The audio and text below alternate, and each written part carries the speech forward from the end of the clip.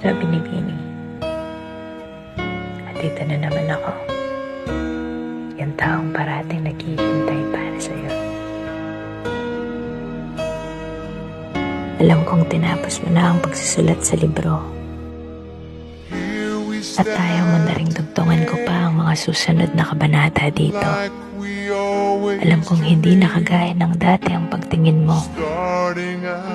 At nawala na ang kinang sa mga matang tinititigan ko. Wala na ang mga ngiti na dati kong nasisilayan. Ang mga tawa na matagal ko ring nahimigan. Alam kong hindi naging madali para sa'yo ang paglaban. At alam ko rin ilang beses mong sinubukan. Kaya hindi kita sinisisi sa pagbitaw ng ballpen sa mesa. Dahil alam kong sinubukan mo pa rin magsulat kahit wala ng tinta. Pinilit mong inihakbang ang iyong mga paa sa daang dinadaanan natin na walang magkasama.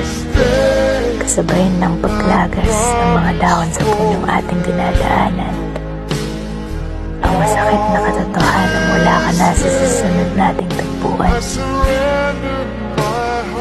Ngunit, hindi ako nangangamba. Dahil alam kong mas malakas ka na. Kaya mo na muling tumayo at lumakad ng mag-isa. Kaya masaya pa rin ako. Nag-iwan ng aral ang mga pangyayaring hindi ko lubos inasahan. Siguro, wala ka na nga sa kasalukuyan at hindi ka na rin babalik pa sa dati nating tahanan. Walang pagsisisi pa rin kitang tititigan na pinili kita bilang aking kasintahan. At hinihiling ko na sana mahanap mo ang taong magmamahal sa'yo ng tunay at wagas. Isang taong iingatan ka magpangayon at bukas. At kahit mundo na ang nagdikta na tayong dalawa ay hindi na para sa isa't isa, madalas ko pa rin babalikan ang unang pahina kung saan kita minahal at unang nakalala. Ikaw sana pinibili ang destinasyon na gusto kong mapuntahan.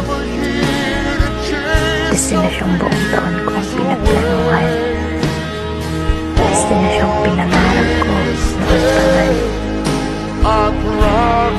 Pero hindi na maaari dahil ang pangarap ko noon ay